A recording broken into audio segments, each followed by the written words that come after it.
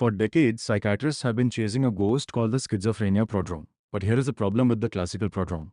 You can only accurately spot it looking backward. When we try to predict it looking forward, we end up with huge false positive rates and a conversion to full psychosis of only 10 to 50%.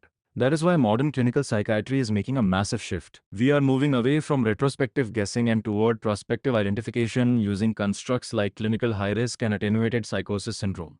If you want to master this for your boards or clinical practice, stick around as we break down the operational framework. First, we need to stop assuming inevitable progression. Instead of calling it a prodrome, we use predefined risk syndromes. The three major ones are attenuated positive symptom syndrome, brief limited intermittent psychotic symptoms, and genetic risk with functional decline. These form the core of the clinical high-risk framework. In the DSM-5 TR, attenuated psychosis syndrome is officially recognized for further study. To meet the criteria, a patient needs at least one attenuated positive symptom. This could be delusion-like ideas, perceptual abnormalities, or disorganized speech apter. The key word here is attenuated. The symptoms are less intense than full psychosis, they might be transient, and crucial to remember, the patient retains insight. These symptoms need to happen at least once a week in the past month, start or worsen within the past year, and cause real distress or functional impairment.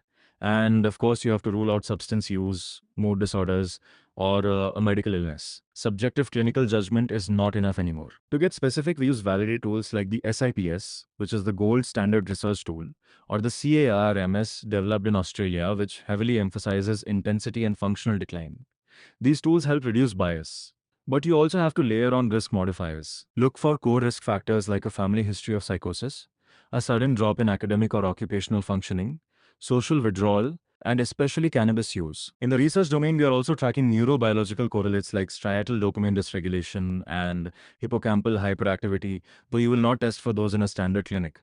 So how do you actually apply this framework with a patient sitting in front of you? Step 1 is screening for emerging suspiciousness and functional decline. Step 2 is ruling out secondary causes. Check for thyroid issues, B12 deficiency, epilepsy, and keep autoimmune encephalitis in the back of your mind if see red flags. Step 3 is applying your clinical high-risk criteria.